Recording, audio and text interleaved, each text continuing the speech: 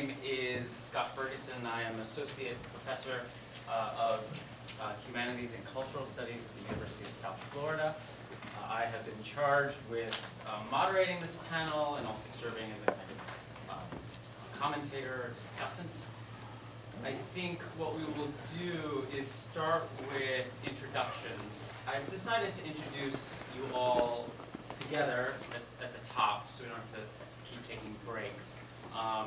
And then we'll sort of go in the order of the conference schedule.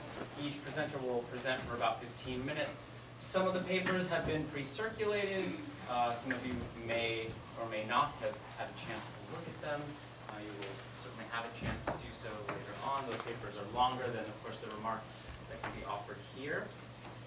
And then after each presenter presents for about 15 minutes, I'll offer some brief thoughts and questions to the panel, and then hopefully that will just kind of open up a greater dialogue that we can and include you all in as we move toward the final, let's say, 15 minutes or so of this panel. So let me begin with some introductions. Our first presenter is Peter Deitsch. He is a philosopher and economist and a professor in the Department of Philosophy at the University of Montreal. His research focuses on issues of economic ethics, notably on tax justice, normative dimensions of monetary policy, and on income inequalities. Deitsch is the author of Catching Capital, The Ethics of Tax Competition, Oxford University Press, 2015, co-author of Do Central Banks Serve the People, Polity Press, 2018, and co-editor of Global Tax Governance, What is Wrong with It and How to Fix It, ECPR Press, 2016. In 2017, Deitsch was nominated to the College of New Scholars, Artists and Scientists of the Royal Society of Canada. Our next presenter will be Ann Davis. Ann is Associate Professor of Economics at Marist College, author of The Evolution of the Property Relation, Palgrave, 2015, and Money as a Social Institution, Rutledge, 2017. She was director of an NEH Summer Institute on the Meanings of Property in 2014, and she has served as chair on the Department of Economics, Accounting, and Finance, and founding director of the Marist College Bureau of Economic Research. Jonathan Kroc will be our third speaker. He is lecturer of government and international law at the College of William and Mary in Virginia and PhD candidate in international law at Leiden University in the Netherlands. Lastly, our fourth speaker is Maximilian Sejo. He is a research fellow for the Global Institute for Sustainable Prosperity. He received a BA in economics from the University of South Florida and is currently finishing his master's thesis in the Department of Humanities and Cultural Studies at the University of South Florida. He's also junior member of the Modern Money Network's Humanities Division Executive Committee and co-host of the Money on the Left podcast. His interests include critical theory, aesthetic modernism, and the history of full employment discourses. And with no further ado, I will pass things on to Peter.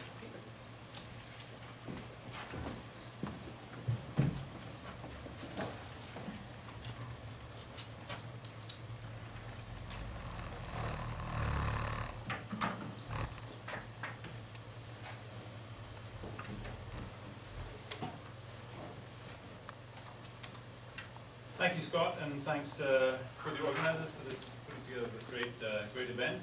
So my goal in this paper is to reflect on the distributive dimensions of money creation. If you look at most contemporary theories of justice and philosophy, they pretty much all agree that money matters from a distributive perspective, but they tend to take money as given.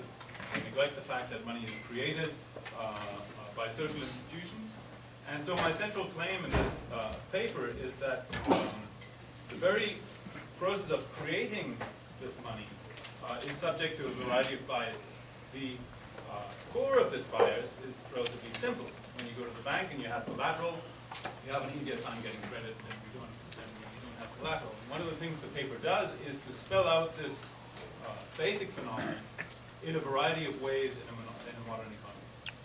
So the basic structure of the paper is the following. I say something about the process of money creation with this audience. I'm going to be very brief on that. I lay out the normative foundations or the normative assumptions from which I analyze the process of money creation.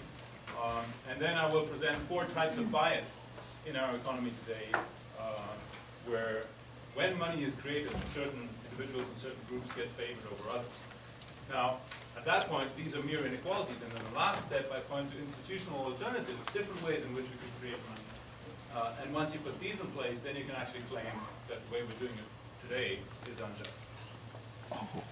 So very briefly, a quick primer on money creation. So I distinguish 3 kinds of money in the paper: currency, which I will actually not talk about today, and then deposits with commercial banks and deposits with the central bank reserves.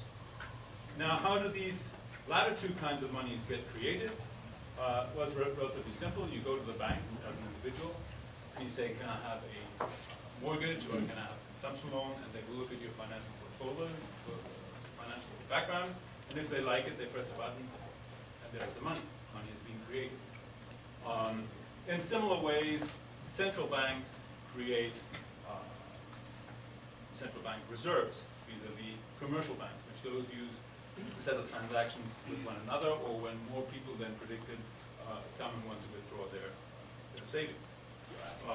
Now, in normal times, the creation of these central bank reserves might not have a huge distributive impact, but as we've seen since the financial crisis, when central bank balance sheets ballooned, now this central bank money creation is actually significant, and therefore, as I will argue, also has distributive consequences. One last aspect about money that I want to highlight here is one that has been underlined by Katharina Pistor in her work, and that is the hierarchy of finance. So everyone but the state in our economy has to settle debts with higher order IOUs. If I owe someone money, I have to, if I don't have the cash to pay it, I have to go to a bank and get out a credit in order to settle.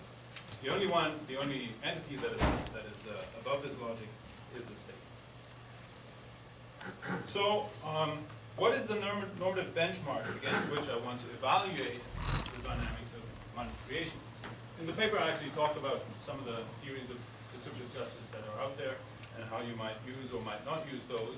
But the one that I end up choosing, that's the only one I will set out here, is an approach by G.A. Cohen. And he basically tells us that money is freedom. Let's quickly read this quote. If A owns P and B does not, then A may use P without interference, and B will, standardly, suffer interference if he attempts to use P. But money serves in a variety of circumstances, and notably when A puts B up for rent or for sale, to remove the latter interference. So in other words, the argument I want to make is that the access to credit amplifies the relative freedom that is conferred by wealth, because it gives people access to more money. And if some have better access to this money, then we have a difference in relative freedom. And Cohen says the key truth is that if you're poor, you're pro tanto less free than if you're rich. And what I'm saying is that that phenomenon gets exacerbated if we have unequal access to credit. This, I suggest, is a relatively ecumenical way of thinking about it, because both people on the left and the right of the spectrum, liberal egalitarians and libertarians, care about freedom. So they should all be concerned about some people having less freedom than others from this perspective. So against this background of money, what money creation is, and the normative assumptions from which I want to analyze it, here's an overview of the 4 sources of distributive bias. Now this might be a little small, so down here we have consumers and firms, here we have commercial banks, and at the top we have the central bank. And I identify 4 processes in which money creation or money destruction, as we'll see in a minute, exhibits bias. So the first is the classic lending from commercial banks to either consumers or firms. The second is lending on the interbank lending market. The third is lending or creation of central bank reserves by the central bank for commercial banks. And the fourth is The reverse process, after these forms of money have been created, after a while they get destructed again. How do they get destructed? Well, in balance sheets, they disappear again, either when you pay your money back, when you pay your credit back, or when someone defaults. And that latter point is another instance of a distributive bias, I will argue, in money creation. So I will go through at least three of the, I think I'll probably leave out the central bank reserves case because it's relatively similar in structure to the interbank lending one. Let's start with the first one. So loans to non-banks. I've already said the basic argument here is relatively simple. Imagine two people, one owns a house that is worth $400,000 and the other one owns a house that is worth $200,000. If the two go to the bank, then A enjoys twice as much freedom to obtain credit and do something with that credit than B. Now, of course, both have to pay their loan back, but in the meantime, A can invest this money and make twice the return compared to B. The same kind of argument holds for loans against income streams. Now, one important objection that I want to discuss the first one, but I'll concentrate on the important second one that I want to underline here is the following. Someone might say, you're right to point out that some people's freedom is enhanced more than other people's freedom, but you're overlooking the fact that by giving out this credit to some people, we're actually enhancing the freedom of everyone, because there is this trickle-down effect. When you have credit that is given out to the rich, they will invest it, and from this investment, not just they, but everyone will benefit. So my response to this comes in two ways. The first is to say, well, even if there is productive investment and there is this trickle-down effect, there is what we call the Cantillon effect. Those where the money was injected in the first place, and we talked about this morning already, benefit more than those who it trickles down to. But the more fundamental question is that actually what happens when credit is created in our economy? Does it actually go to productive investment? Again, we heard this morning, since the financial crisis, a lot of it hasn't. This is something that has been underlined by Andrew Turner in his book. And so when the extra credit actually goes into existing assets, not only is there no trickle-down effect, but there is actually an additional bias in favor of those who already hold those assets. So if since the crisis, a lot of the extra credit that's being created has gone into stock markets, housing markets, and art markets, one of the beneficiaries of this process are the people who are already in those markets. And so potential first-time house buyers and so on get priced out of the market. So that's an additional form of bias. So we can sum up and identify these three forms of bias in the basic case of loans to non-banks. Now, on the interbank lending market, there are some additional facets that we can add to this process. So whereas individuals have different objectives on what to do with the extra freedom that they get through credit creation, banks tend to have one single objective, and that is to make a profit. And over the last decades, they've discovered that on their balance sheets, they have sitting all this untapped collateral. And what have they done? Well, they've started to tap into this collateral. So they've taken all these things on their balance sheets and they've gone to other banks and said, hey, I'm going to give you this for 2 weeks if you give me some cash so that I can do something with it. One example for this is the repo market, which has, as many of you will know, taken on incredible proportions. So, thanks. LCH, ClearNet, one of the clearinghouses in Europe, a few years ago cleared 11 trillion euros worth of repo market transactions with only government bonds per month. So it's a huge market, it's pro-cyclical, and it's just one example of interbank lending. Now, what are the distributive consequences of this interbank lending? I think we can identify 3. First is, again, the Cantillon effect, so the phenomenon that the people where this money creation is injected, namely the financial sector, are the primary beneficiaries of this new money creation. Second, we have the same question as in the individual case, is there trickle-down or is there not trickle-down? If there is no trickle-down, then again we have this additional bias in favor of asset holders, as in the previous case. Now, even with trickle down, we have an additional problem here, and that is the increased leverage, which makes the financial system more susceptible to crises. And we'll come back to this. Later. Now, the third, remember my overview here. The third kind of money creation I will actually have to skip in the interest of time, and that is the creation of central bank reserves. I'll do some self-promotion here if you're interested in this. I also have a short new book with two co-authors about central banks, where we also talk about inequality. The distributive effects of this kind of money creation are actually relatively similar to what we see on the interbank lending market, with the one notable difference that I think we have several reasons to think that trickle down is particularly unlikely when central banks are created in this way. Let me switch instead to the fourth kind of bias, and that is different from the first three because it refers not to money creation but to money destruction.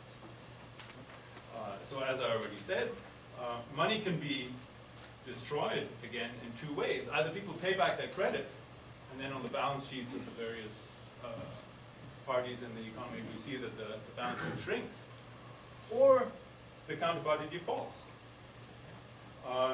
Now, what does economic theory tell us about who central banks should let default? Well, the theory makes a distinction between a liquidity crisis and a solvency crisis. If an economic entity is merely illiquid, that means they just don't have enough assets short term, but they would do long term, then we should bail them out. If they're insolvent, if they can't meet their obligations even in the long term, then we should let them fail.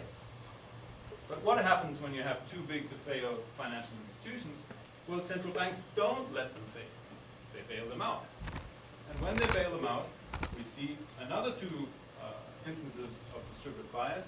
First, we have a selective protection of the freedom of systematically important banks. So they already benefited in the process of money creation. And now, because they're too big to fail, we're advantaging them again because we're bailing them out. And the second aspect of this distributive bias is that we're socializing private loss. How much time do I have? 3 or 4 minutes. So, as I said, in order to show that these biases are not merely inequalities, but they're actually unjust, we need to go through one last step, and that is showing that there's alternative monetary arrangements for our economy, which would reduce or even eliminate these biases. And so here in the paper, I propose one more ambitious program and one more moderate program. The more ambitious program would, I argue, be able to eliminate some of the biases I've identified and mitigate one. And the more moderate program, macroprudential policies, would not eliminate any, but mitigate all of them a little bit. So let me say a few more words on those. Today, central banks basically need to pass through the commercial banking sector to conduct their monetary policy. Now, especially when there's no trickle-down effect, this puts price stability and financial stability at odds. If you want to have a little bit more inflation, but the money is being spent on existing assets, the you have to pump in to get the monetary policy you want is enormous. Now, if you separate money creation from credit, you could get around this problem. And one institutional arrangement that does that is 100% banking. So here, commercial banks are taken out of the money creation process altogether. They become mere intermediaries. And when you and I go to the bank, we basically say, either you keep this money like I would keep it under my pillow, or you invest it for me under an equity contract rather than under a debt contract. Now, this kind of admittedly radical reform would get rid of 3 of our biases that we've identified above. There would no longer be any advantages to the commercial banking sector because they wouldn't have the right to create money anymore. There would also no longer be advantages to the holders of existing assets because we wouldn't have these speculative bubbles anymore. And finally, because we have fewer speculative bubbles, there would also be less bias in the bailouts because, again, there would be less need for those. The one single advantage of, that we couldn't get, or the one single distributive bias that we can't get rid of, is the fact that people with more collateral would still be able to get better access to loans. that's one out of several biases that I have identified. Again, the more moderate strategy in here, you could think of raising reserve requirements, regulation of shadow banking, financial transaction tax, all kinds of things that we have been and will be discussing over the next couple of days. You could use those to mitigate the distributive biases that are inherent in the money creation processes in our economies today. So to conclude, the creation of the very thing that makes us rich, money, is biased in favor of some economic agents in our society. So if some people think that you have these entitlements to the things that you produce with your labor, they should be upset about this, because there are some people who benefit without having done anything for this benefit. If you accept the normative premise, if you accept that money confers freedom, then this inequality in access to credit is potentially problematic. And given that we have institutional alternatives that would allow us to reduce these distributive biases, we can actually make the step from diagnosing inequalities to diagnosing an injustice. Thank you very much.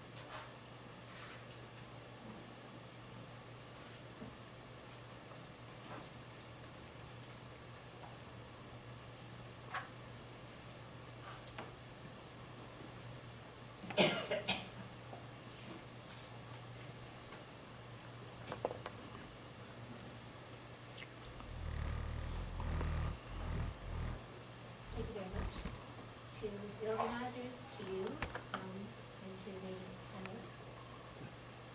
So I have presented this material in the goal of providing a critique. So rather than assume what money is, I'm trying to say how money evolved historically by looking at the institutions, legal and financial. And so my basic goal is critique, but like, where did money come from? What does it do? How did it get there? But I'm using institutional history. And so this, as you'll see in a minute, is a short, kind of preview of some material that I've written more about. But for this conference in particular, I thought it would be useful to quote Christine Desan. So she points out in her book, Making Money, a very interesting switch. So money creation was done by the sovereign, and the sovereign could charge for that privilege. It's a service he did. But in the modern liberal state, money creation is something that institutional investors are paid to do. And she asked the question, why is there that switch? And so it seems to me that there's a couple of different ways to read this. One is there's complementary between the wealth holders and the state. So the modern liberal state is forward-looking and depends on the wealth holders to create wealth. Another interpretation, which I'll quote a little bit more later, is that there's an exploitive relationship between the state and the public, and that the wealth created is done by the public at large, and the returns to that wealth is taken, again, by the wealth holders, by their privilege of charging interest. And so that's a basic question I want to ask.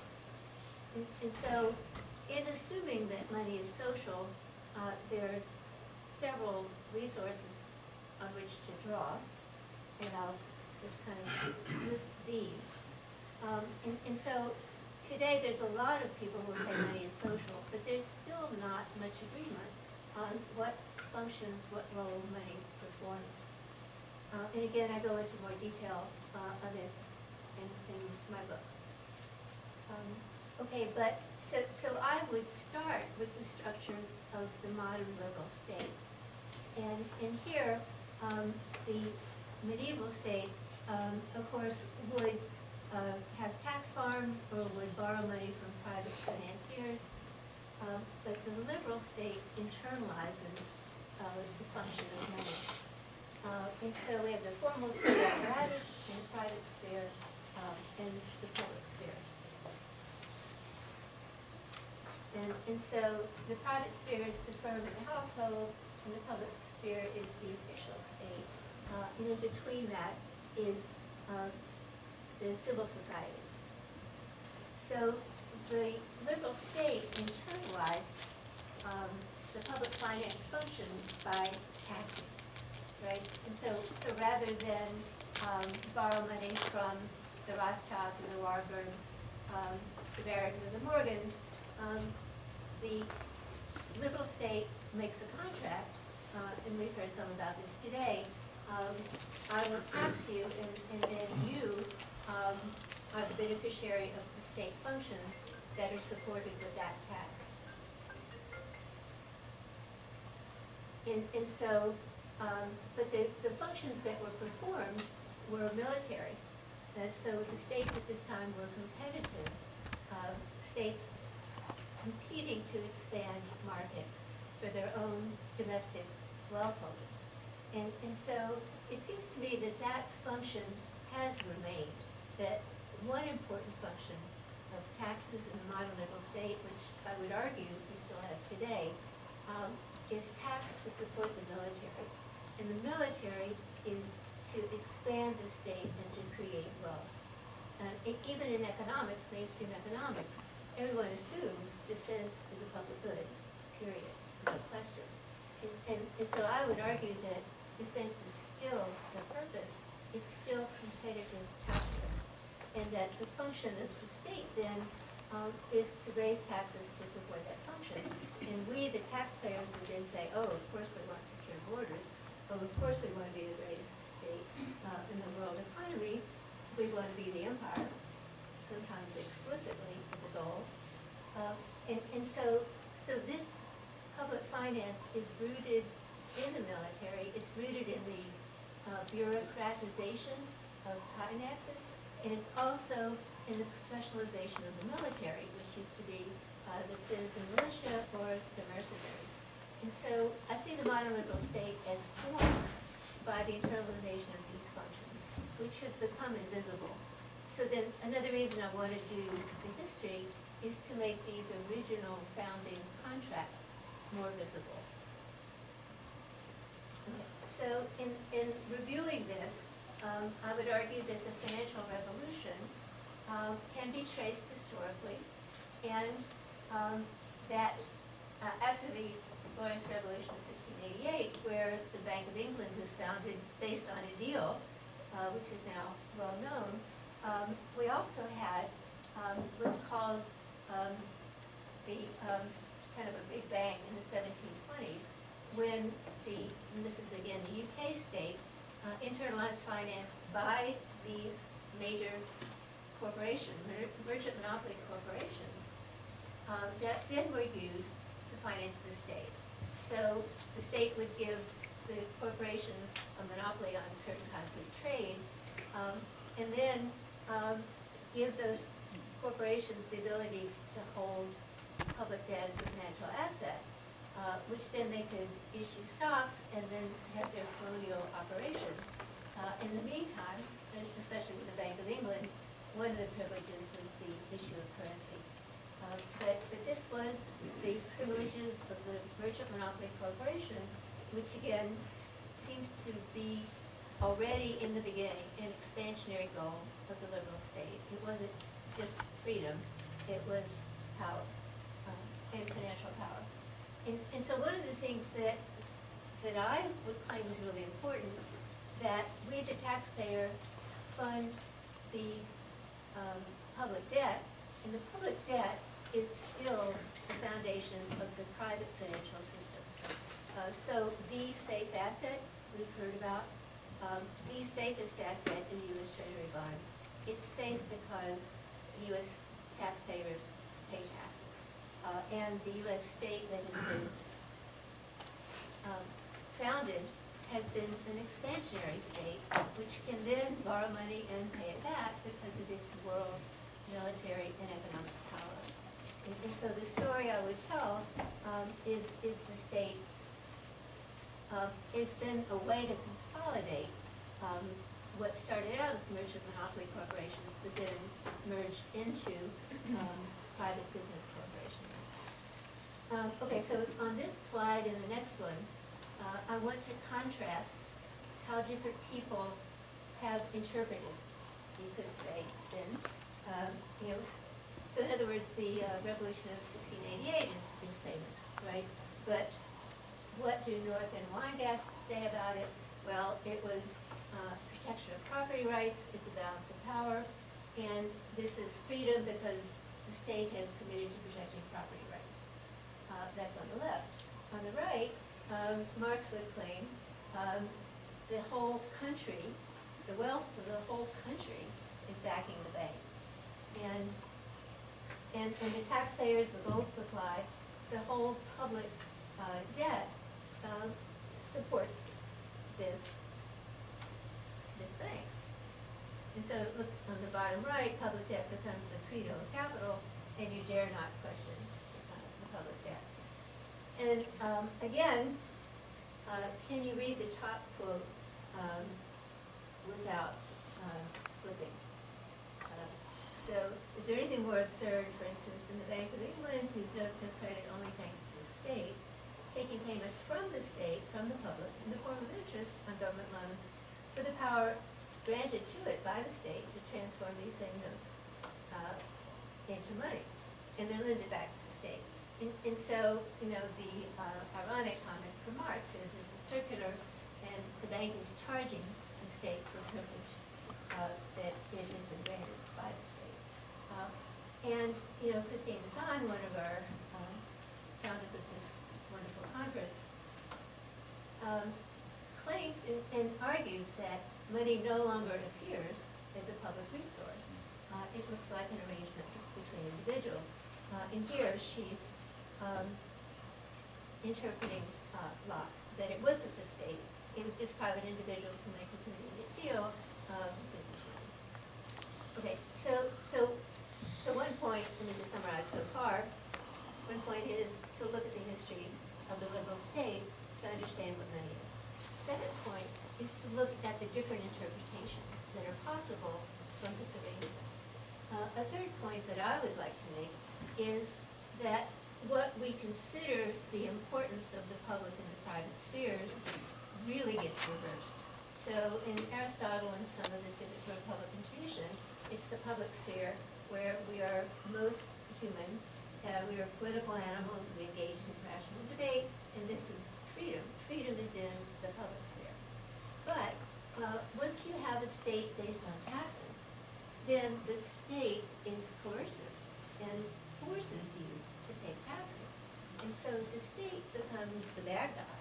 And then you have freedom in the private sphere where you have individual consumer thrills, right? And so the freedom is an individual freedom isolated from all other people instead of, let's say, what used to be considered the fulfillment of human nature, which is the political animal and the rational debate and the coming together and the discussion and collaboration. And so I think the liberal state presumes freedom, but in fact we've split now. What used to be freedom in the public sphere is now coercion, and some thinkers like Isaiah Berlin and others would say, no, freedom's really in the private sphere as isolated individuals. Okay, so I think that whole structure, that whole interpretation of the state as the bad guy is unfortunate. And it also hides the idea that the public really is the power behind the money, right? If it worked for we, the taxpayer, would have no liquidity. It would not be the safest asset in the entire world. And if you ask a taxpayer in the United States, where does wealth come from, they would never say, we the taxpayers. And so I think this whole rhetoric of the private sector as the wealth creators has really reversed what you might argue is the institutional structure. Okay, so again, I have a few brief slides on the fact that the public is the backer of the currency, right? And so the liability for the public is the asset for the state, and the asset for the public is a liability for the state. That is, you could say that money is circular. And let me skip quickly a little bit.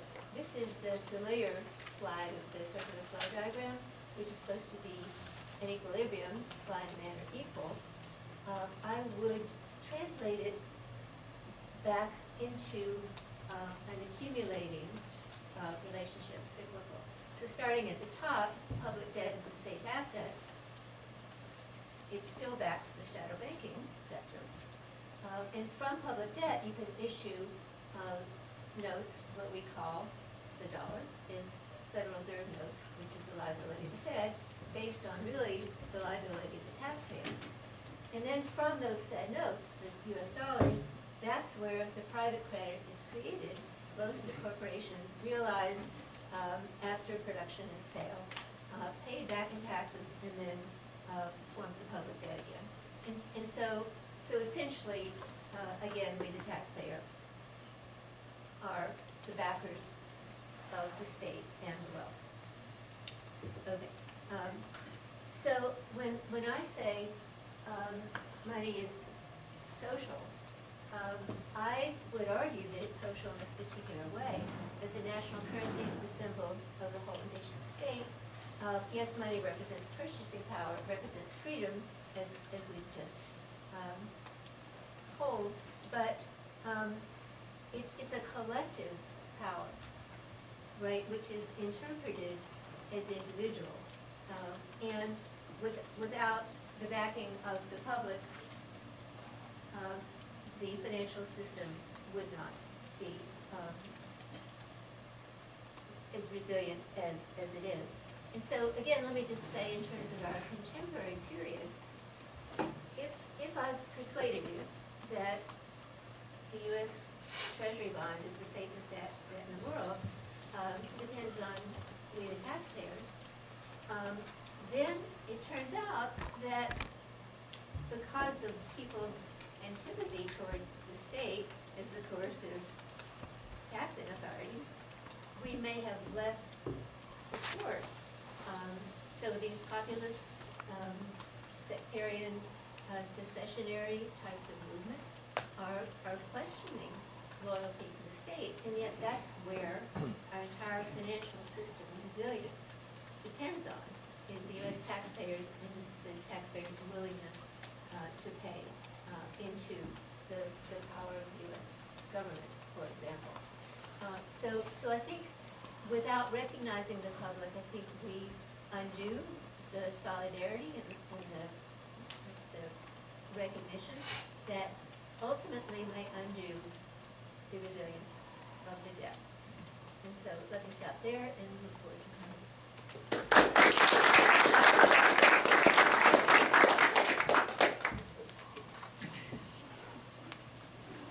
Hi everybody, I'm Jonathan Kroc and I teach at the College of William & Mary, and thank you all for coming out today. My talk today is about the human right to democratic control of money. And this conference is an exciting discussion of reimagining money as a democratic medium. At the same time that we reimagine money, I'm going to argue that we also need to reimagine what democracy and to be democratic means. Money as a democratic medium has 3 levels of meaning. The first level is the understanding that money is a public good. And we've heard a lot about that today, and you're very much well aware of this. Money is a creation of public law. It is a creation of the people. Banks are not truly private entities, but are franchises licensed by the government to create money that is backed by the government, that is the people. This is the first sense of money as a democratic medium. The second level of money as a democratic medium is that the public good of money should be used for democratic purposes, for the benefit of the people as a whole, and not for oligarchic or narrow elite interests. Money should not be used to increase inequality, but should be used democratically for the benefit of society as a whole. Under the second meaning of money as a democratic medium, elected elites and technocrats should seek to implement policies such as public banking for all, a Green New Deal, and so we've heard a lot about a Green New Deal that would print public money to provide a job guarantee for all, with a focus on socially beneficial green work. Other policies include free higher education for all, eliminating the student debt of all and making it free, and a host of other kinds of policies. These all would serve to have money be a truly democratic medium. Yet even this democratic money at the second level, which would be a tremendous success and is something that's urgently needed, is still controlled by elected elites, whether the national, state, or municipal levels, whoever money is operating, and also by technocrats. And such a system is reversible by future elites, as the New Deal of the past was undone. We also need to avoid the structural racism and sexism of FDR's New Deal. So how do we get past these inherent problems at this level of democratic money? And how do we cement in place democratic money so it can't be undone? How can we make the Green New Deal cemented in place so it can't be undone like the previous New Deal? So how do we accomplish this? We need a third level of money as a democratic medium. The third level of money as the third level of meaning of money as a democratic medium is having actual democratic control of money. Putting control of money into the hands of the demos, the people. All money is the people's money, as we've heard repeatedly. Yet the people have never had control over their own money. In discussing money as a democratic medium, we need to rethink not only what money is, but what we mean by democracy. What would money as a democratic medium look like in this third sense of the phrase? I argue that it would be giving control of money to a citizens' assembly. A citizens' assembly is a randomly selected body of citizens with power over public policy that hears from and is advised by experts, but where citizens themselves have final binding power. The use of citizens' assemblies has been growing rapidly, and it's just starting. Some people have heard about it already, others are just starting to hear about it now, but there's all kinds of examples of this growing globally. Today I'm just going to mention two brief examples. Iceland followed the US in deregulating financial